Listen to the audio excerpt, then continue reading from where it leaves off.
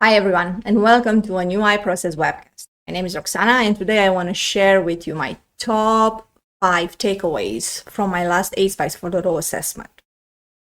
Let's remind everyone what automotive SPICE is. The automotive SPICE, or in short ASPICE framework, has established itself as a crucial standard within the automotive industry, known for promoting rigorous engineering practices that organizations are expected to follow. This framework has gained widespread popularity among original equipment manufacturers, OEMs, and Tier 1 suppliers, who often rely on ASPICE assessments to evaluate the capabilities of their suppliers.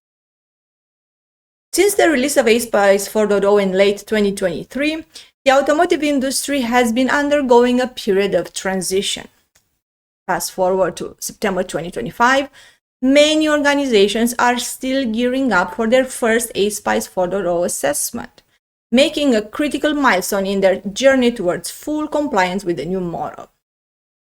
Having undergone this process a year ago, I've gathered some key insights that I believe will be invaluable to others as they prepare for their assessments. Here are my 5 takeaways. First, a complete set of requirements isn't initially necessary. This approach is particularly beneficial in projects that are still evolving. For instance, if new features are being added that were not part of the initial project scope, it is acceptable to proceed without a fully defined set of requirements. In such scenarios, the assessment will concentrate on the agreed-upon release scopes, which will then guide the development or the update of requirements, architecture, and other critical components. Second, all strategy documents are still valuable. Another significant insight from the ASPICE 4.0 assessment is the continued relevance of all strategy documents despite the framework's evolution. While ASPICE 4.0 has removed the concept of strategies for level 1, these documents still hold substantial value during the assessment process. For instance, when assessors ask questions such as, what verification methods do you use for system requirements? It can be more effective to explain your methods by referencing an existing strategy document. These documents provide a structured approach and a layout that can help articulate your methods clearly and convincingly. The continued use of strategy documents reflects the broader principles of continuity within the framework. Even as the framework evolves, certain foundational practices remain relevant and valuable. Third, defining quality criteria for processes and work products is essential. Defining quality criteria for processes and work products has always been a vital aspect of ASPICE. But with the introduction of ASPICE 4.0, this requirement has been given even greater emphasis. Quality criteria serve as a benchmark for what constitutes a successful process or work product. Rather than reinventing the wheel, ASPICE 4.0 advocates for leveraging existing industry standards and practices when defining quality criteria. Standards such as ISO 9001, IATF 6949, ISO 21434, 26262, 19011, INCOSE, IEEE, and NIST offer well-established guidelines that can be adapted to your specific processes and work products.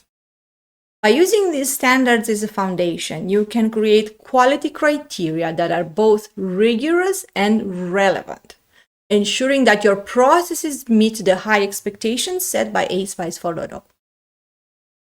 Fourth, showcase your exploratory testing.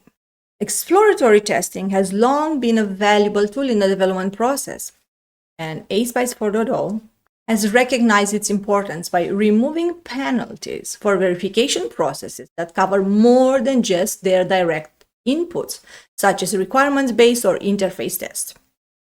This change represents a significant shift in how testing is approached within the ASPICE framework, allowing for a broader range of methods, renamed verification methods, that can provide deeper insights into the quality and performance of a product. According to ISO IAC IEEE 29119, exploratory testing allows testers to discover unexpected behaviors and issues that may not be captured by more structured testing methods. 5. Prepare, prepare, prepare. Preparation is key to a successful ASPICE 4.0 assessment. Ensure that you have examples ready for every statement you make during the assessment. It is highly recommended to conduct a dry run assessment with your internal quality team before the official assessment. This allows you to cross-check all processes for consistency and identify opportunities to improve interfaces between different processes and methods. By thoroughly preparing, you increase your chances of a smooth and successful assessment. In conclusion, undergoing an ASPICE assessment is a demanding process, but it can also be highly rewarding if approached with careful preparation. It is essential to plan the assessment meticulously, ensuring that the necessary time and effort are allocated in the project schedule. Depending on the scope, the evaluation can take at least a week, so it is crucial to align and train the entire team on ASPICE concepts and terminology.